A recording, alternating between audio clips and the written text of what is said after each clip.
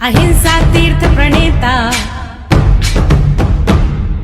अहिंसा तीर्थ प्रणेता, जय जय हो भारत गौरव राष्ट्र संत प्रमुख सागर। स्वर्णिम स्वर्ण जयंती का अवसर ये महान है, मिलकर हम मनाएंगे गुरुवर देश की शान है प्रमुख सागर।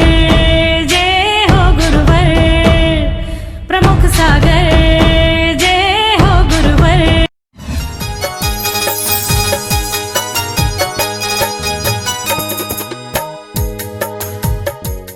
धर्म से बपात्माओं अध्याय 5 पेज नंबर 48 गृहस्थ गीता। जिनके पास भी पुस्तक हो वो निकालेंगे। आज हम अध्याय 5 की चर्चा आपसे कर रहे हैं। ब्रह्म से चर्चा ब्रह्म मुहूर्त में करें। बहुत अच्छा विषय है। कल तक मैंने आपको सुलाया, सपने भी दिखाए, लेकिन आज तो मैं जगा के तुम्हें उठा के बैठाना चाहता हूं। आप जग के उठकर बैठो अभी बिस्तर पर, क्योंकि हमारा ये जीवन ऐसा हो गया है कि न सोना आता है न जागना आता है। सोने के लिए नींद की गोली खाते हो और जागने के लिए घड़ी के अलार्म लगाते हो। लेकिन ये हमारी विकृतियां हैं कि जो हम उठने के लिए घड़ी के अलार्म में, और घड़ी का अलार्म भी ज़्यादा बज जाए तो 4 बार उसको हाथ भी मार देते हो। लेकिन हमारे पास बहुत तरीके हैं कि बिना घड़ी के अलार्म के आप उठो। स्वप्न के बाद जब हमें सुबह सोकर उठना है, विचार करना, ब्रह्म मुहूर्त में सोकर उठने का प्रयास करें। ब्रह्म मुहूर्त में सोकर उठने वाला व्यक्ति अपने जीवन में ब्रह्म से चर्चा कर सकता है। ब्रह्म मुहूर्त में उठने वाला व्यक्ति अपने अंदर बैठे ब्रह्म को जगा सकता है। ब्रह्म मुहूर्त में उठने वाला व्यक्ति अपने अंदर के ब्रह्म को पा सकता है। जैसे ब्रह्म मुहूर्त में सूर्योदय होता है, ब्रह्म मुहूर्त में सूर्योदय होता है तो सरोवर में कमल खिल जाते हैं, और जो ब्रह्म मुहूर्त में उठने लग जाए उसके हृदय के कमल खिल जाएं तो कोई आश्चर्य की बात नहीं होगी। आप एक बात तो प्रयास करो, आप विचार करो, ब्रह्म मुहूर्त में जो लोग सुबह सुबह उठकर जयकारा गुरुदेव का नीचे से करते हुए, कैलाश जी, भागचंद जी, 2 3 4 5 7 लोग सुबह से ब्रह्म मुहूर्त में उठकर जयकारा गुरुदेव करते हुए, संतोष बेन आदि सभी लोग गुरु का पाद प्रक्षालन कर लेते हैं। जब ये सुबह सुबह पहुंचकर अपने जीवन को समर्पित करते हैं गुरु चरणों में, तो जो गुरुदेव की ऊर्जाएं, हमारी नहीं, आचार्य भगवान की ऊर्जाएं होती हैं, सामायिक, शाम की सामायिक, रात्रि की सामायिक, सुबह की सामायिक, उस सब का पुण्य जो हमने इकट्ठा किया, हमें तो लग गए 12 घंटे, ये 5 मिनट में लेके चले जाते हैं। 5 मिनट में गुरुदेव के पाद प्रक्षालन किए, सब किया और चले गए। मैं आपसे कहना चाहता हूं कि आप अपने घरों में सुबह उठना प्रारंभ करो, ब्रह्म मुहूर्त में उठना प्रारंभ करो। जिन लोगों की किस्मत खराब है, जिन लोगों के घर में दुख और दर्द है, जिनके यहाँ आलस और प्रमाद है, जिनके यहाँ बीमारियां डेरा डाल दिए हैं, वो लोग सुबह उठना शुरू कर दें। ब्रह्म मुहूर्त में सुबह उठने मात्र से ही आपके अंदर की सारी विकृतियां समाप्त हो जाएंगी। ना अभी आपके उठने का समय निश्चित है, ना आपके सोने का समय निश्चित है, तो कैसे काम चलेगा? ख्याल करो। नीतिकार लोगों ने भी कह रख दिया कि जो लोग सुबह ब्रह्म मुहूर्त में उठते हैं उनका जीवन देवता के समान होता है। नीतिकारों ने लिख दिया कि जो सुबह 4 से 5 के बीच में सोकर उठता है वो व्यक्ति देव के समान होता है। 4 से 5 के बीच में उठने वाला देवता, 5 से 6 के बीच में उठता है वो मनुष्य। ख्याल करो, 4 से 5 के उठने वाला देवता, 5 से 6 के उठने वाला मनुष्य, और 6 से 7 के बीच में सोकर उठता है वो जानवर। 7 से 8 के बीच में उठता है वो राक्षस। 8 बजे के बाद उठता है वो महाराक्षस। आपके घर में है, ख्याल करो। हाँ, आप विचार करना कितने आपके घर में देव पुरुष हैं, कितने आपके घर में इंसान हैं, कितने जानवर हैं, कितने मनुष्य हैं, और कितने राक्षस और कितने महाराक्षस हैं। और ये बात मैंने चिंतन किया इस विषय पे, ये बात यहाँ नीतिकारों ने जो लिखी वो बात कहाँ तक सही है। ख्याल करो, सुबह जब आप उठते हैं तो मन बिल्कुल फ्रेश होता है, देवता के समान होता है। और थोड़ा सा सूर्योदय होने लग जाए, आपके मन में थोड़ा सा टेंशन, कभी एक्शन ऊपर आया तो टेंशन दिमाग में बढ़ने लगता है। और थोड़ा समय ज्यादा हो जाए तो आपकी प्रवृत्ति अलग प्रकार की होने लगती है। और जैसे ही और समय ज्यादा होता है तो आपका मन और चेंज होने लगता है। अगर आपके घर में कोई ऐसे, अच्छा कितने लोग हैं यहाँ पर जो सुबह 4 से 5 के बीच में उठते हैं? हाथ ऊपर करना। 4 से 5। अच्छा, सुरेश जी भी बोले मैं भी 4 से 5 में उठ जाता हूँ। चलो ये देवताओं के दर्शन हो गए। 5 से 6 के बीच में कितने लोग उठते हैं? चलो इंसानों के दर्शन हो गए। अब जानवर लोग अब उनके हाथ नहीं उठवाऊंगा, नहीं तो हम कहोगे जानवर कहां से आ गए।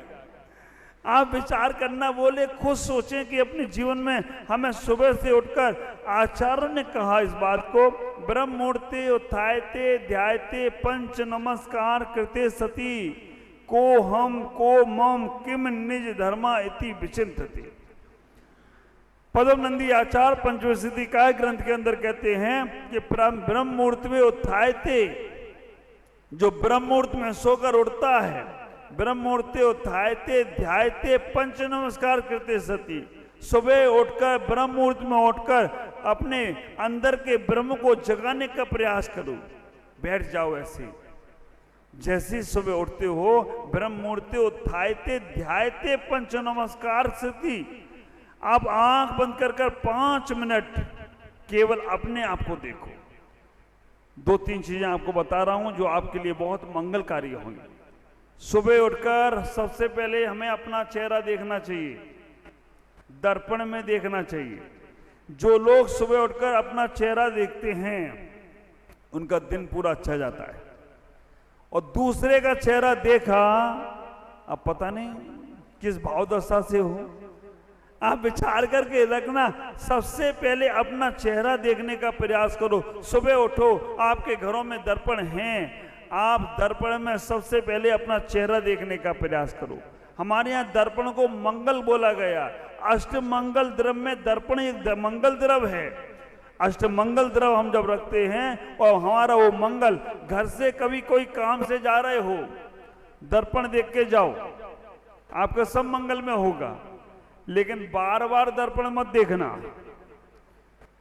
जो लोग बार बार दर्पण देखते हैं ना, अगर आयु का बंद हो गया ना तो गए काम से बेटा।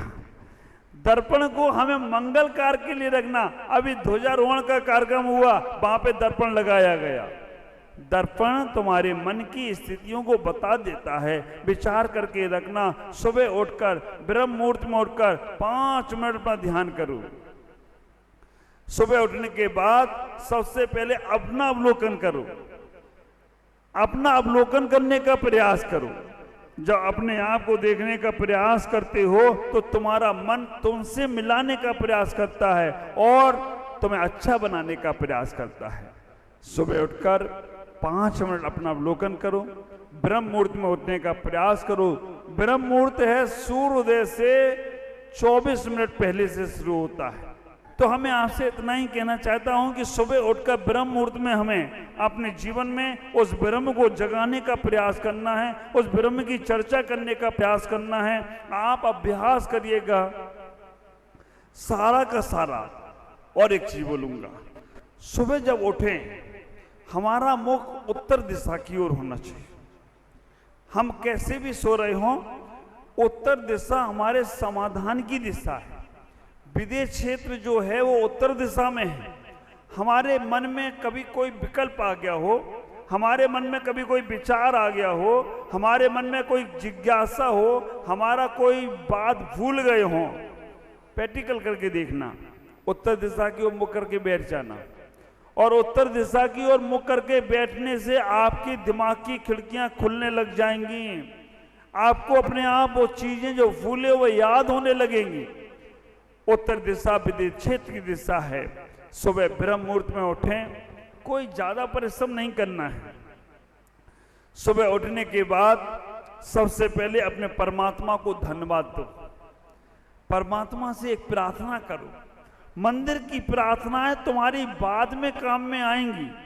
पहले तुम्हारी घर की प्रार्थना सुबह से उठकर भगवान से इतना बोलो, हे भगवान आज का सूर्य आपकी कृपा से मैंने देखा है।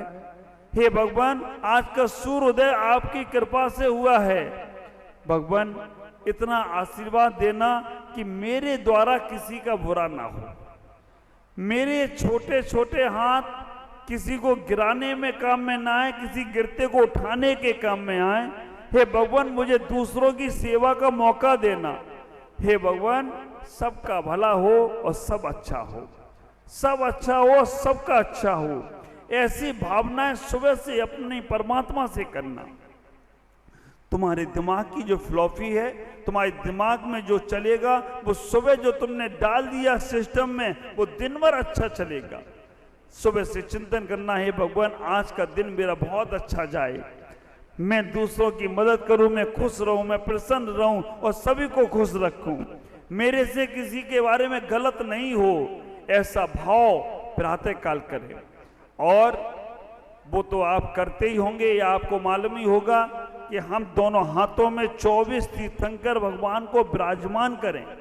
हमारे हाथ में कितनी उंगलियां हैं? 8 उंगली 2 अंगूठा 10।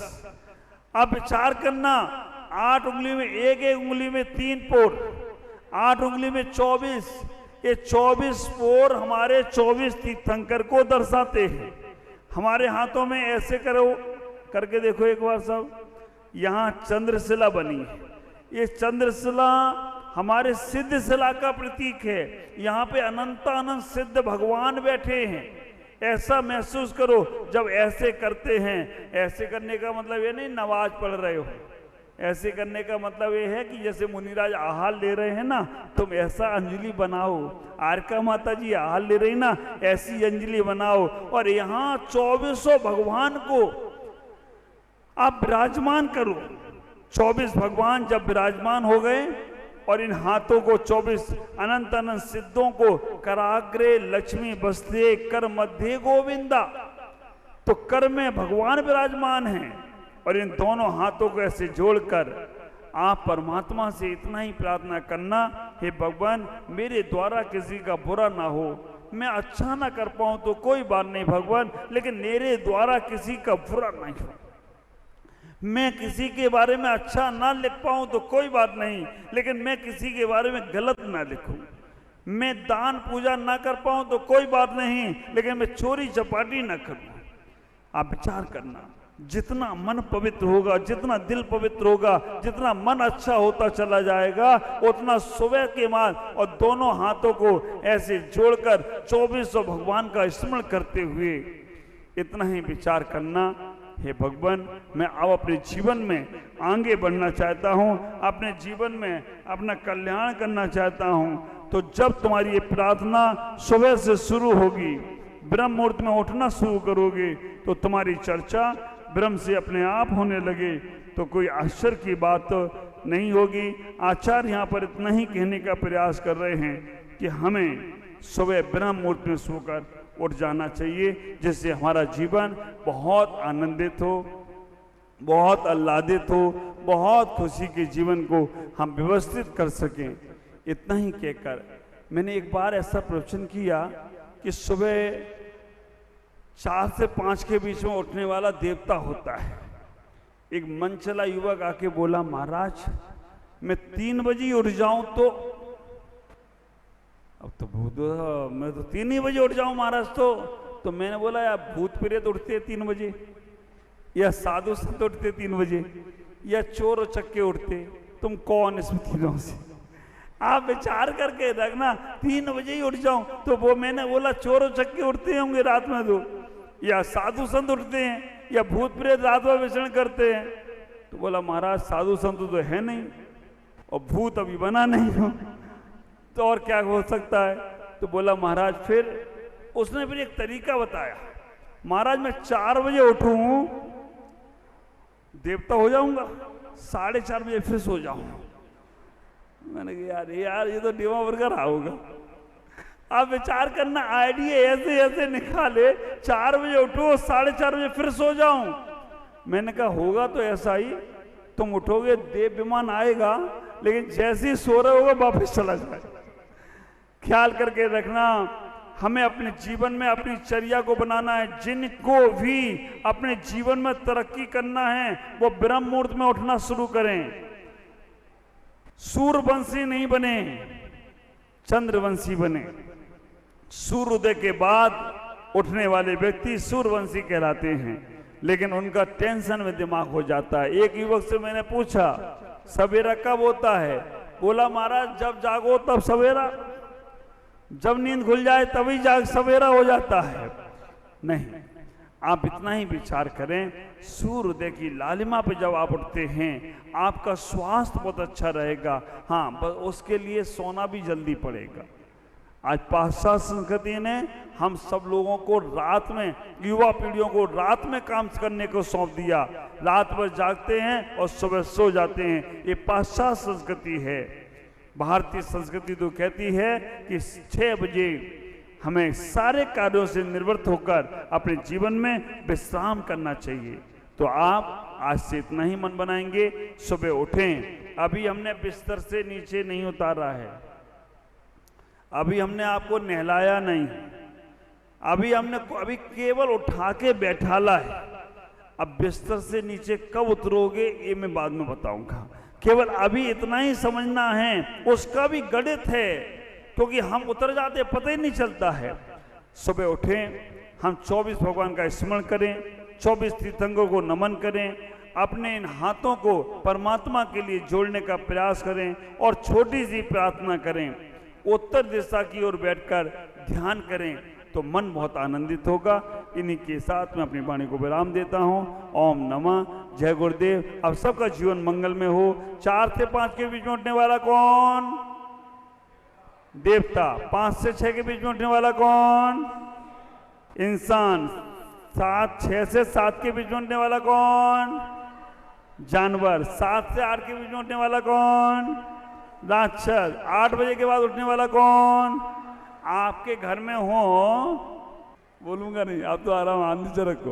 आप आपके घर में अगर हो तो उनको बोलना नहीं, जानवर जी उठिए, राक्षस जी उठिए, उनके लिए सामने लिख के टांग दो। 4 से 5 के उठने वाला ये होता है, अपने आप उठ के अपने आप टाइम चेंज करेंगे। अब लेकिन जो लेट सोएंगे तो वो लेट ही जागेंगे। फिर भी हम स्वस्थ रहने के लिए, परिवार को व्यवस्थित रखने के लिए, अपने जीवन के उत्थान के लिए सुबह उठकर अपने जीवन को जिएं, तभी कल्याण होगा। ओम नमः, जय गुरु।